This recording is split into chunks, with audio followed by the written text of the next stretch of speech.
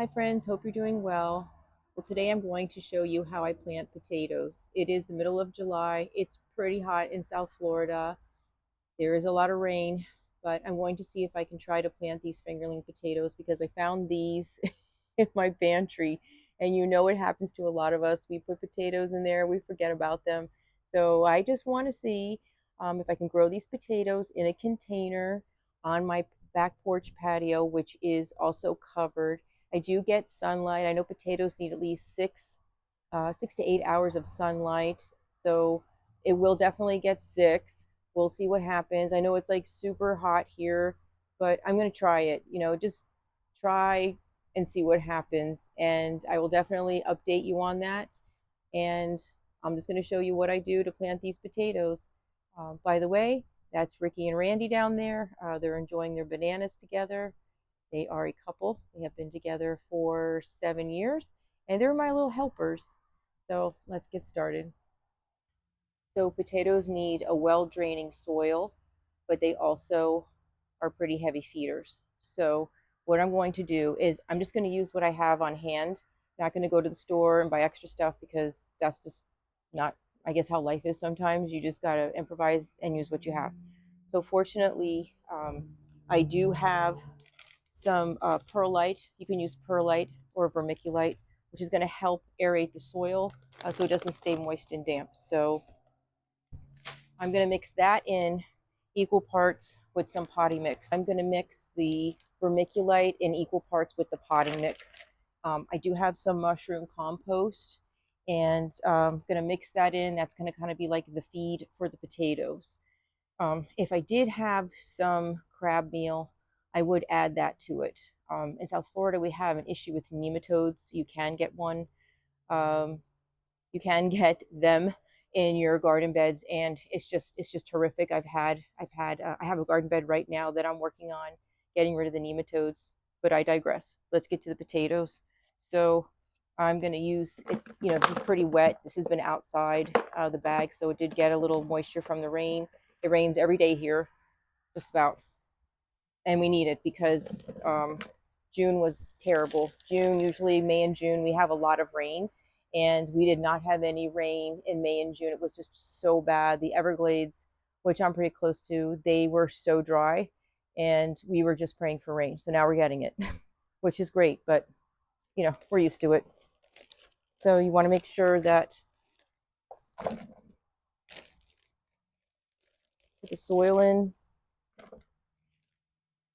I don't know what to do with my spade here. Okay, just going to scoop this up. I'm not going to put a lot because I'm going to till up these potatoes as they grow, and I will show you. So I'm going to put the soil in first because you put perlite in first, it's all going to blow away and go in your face. You don't want that, and you don't want to breathe it in.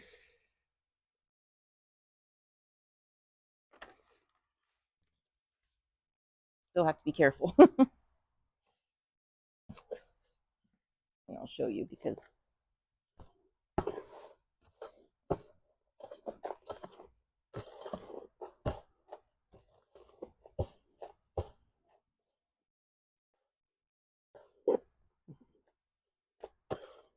okay. So we're not breathing that now. It's kind of like incorporated in there a little bit.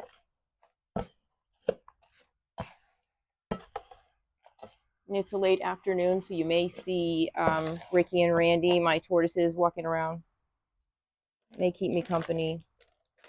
Get a little bit more of perlite in here.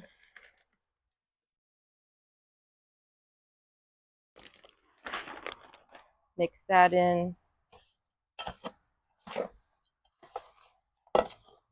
I'm just using what I have.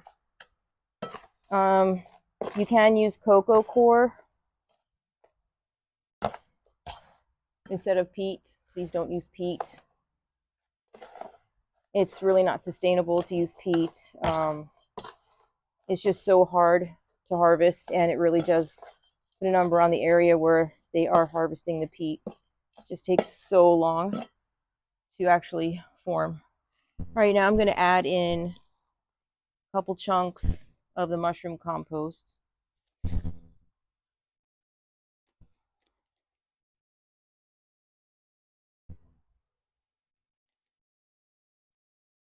And I know the trick to potatoes. We've grown them before. We didn't have like a huge harvest. Is this soil cannot be saturated. It can't be waterlogged. Obviously, it will rot, right? I don't know about the heat. I know it can't be really hot, but like I said, this is an experiment. I'm gonna try it. All right. So I have the compost, the perlite, and just potting mix. I do not have topsoil.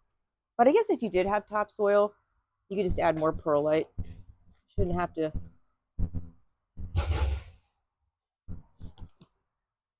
Just make do with what you can. And nothing's perfect. All right, so I have the potatoes here. Aren't these guys cute? In like kind of like a horror movie kind of way. So what I'm going to do is I'm just going to plant them inside here. And I'm just going to plant them with the eyes up. I got some red ones in here and some yellows. Here are the potatoes. We just plant them with the eyes up. I'm going to cover them about 2 to 3 inches, and then I'm going to water it very lightly because the soil mix is pretty damp. And then I'm going to keep it in my patio. I'll go ahead and give you guys an update. So let me go ahead and cover these guys up.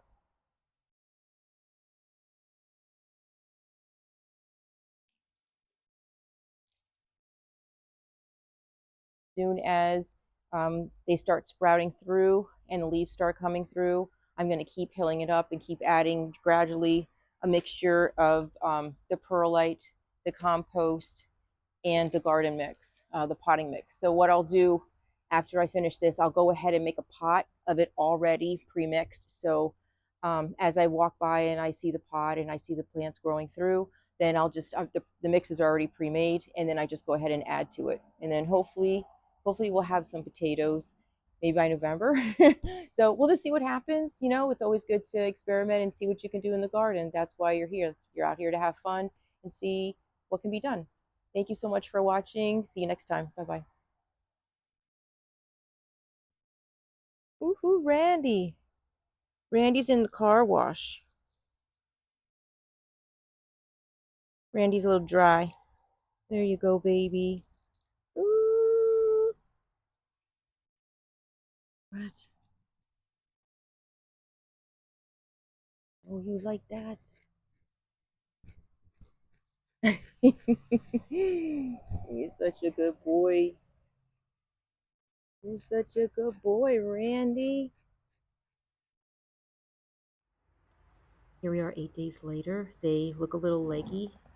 As you can see, they have been in the covered patio. So what I'm going to do with that to rectify that is I'm going to actually put them outside, but under a tree in the shades. I want it to get a little bit more direct sunlight. I think they definitely need a little more sunlight. So I'm going to use my pre-made mix of the vermiculite and the mushroom compost and the potting mix. And I'm just not going to dump it right on top. I'm going to go around it. I'm going to fix it. I just like them growing straight up, and I'm just going to hill it up around them all the way to the top. Just let a little bit of green leaves peek through. And after my video, we only had 2 days of water. It was still pretty dry. It still is. So I had to water them twice in 8 days. So this is 8 days later, and they're doing great. So I'm going to keep them outside underneath a tree unless it's pouring rain. Then I'll bring them in.